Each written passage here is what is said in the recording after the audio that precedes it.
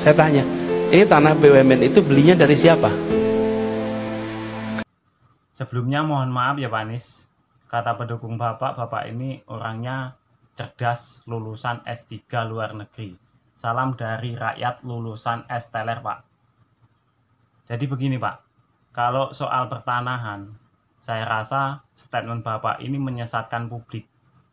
Kalau Bapak bertanya, BUMN memiliki lahan tanah, belinya dari mana? Itu saya rasa pertanyaan paling bodoh Pak. Entah Bapak ini nggak paham atau memang sengaja bikin rakyat bodoh. Tahu nggak BUMN, Badan Usaha Milik Negara? Jadi ketika BUMN punya usaha, kalau urusan lahan, tanah, itu nggak akan beli Pak. Tinggal matok tanah yang tidak dimiliki oleh rakyat.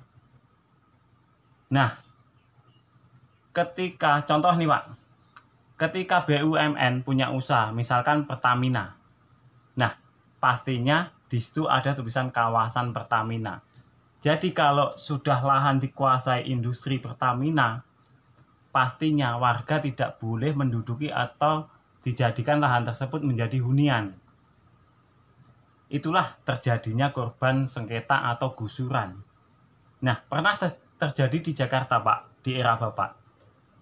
Di Jakarta ada lahan kawasan Pertamina atau milik Pertamina. Nah, kalau nggak salah Bapak mengeluarkan IMB untuk mendirikan bangunan di lahan milik Pertamina. Nah, ini yang saya takutkan yang banyak terjadi.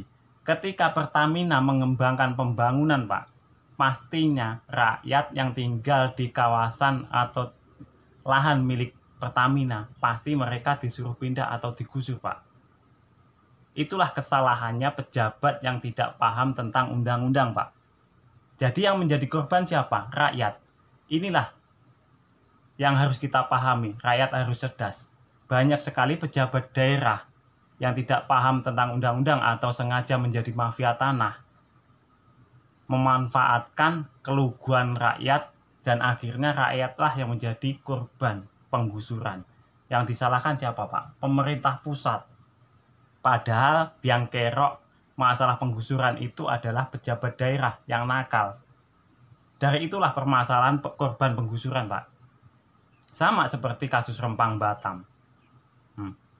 Seharusnya warga dikasih tahu tentang undang-undang supaya warga Rempang Batam itu yang sudah tinggal puluhan tahun hingga ratusan tahun seharusnya segera mengurus surat hak milik, karena mereka sudah punya hak untuk memiliki lahan tersebut.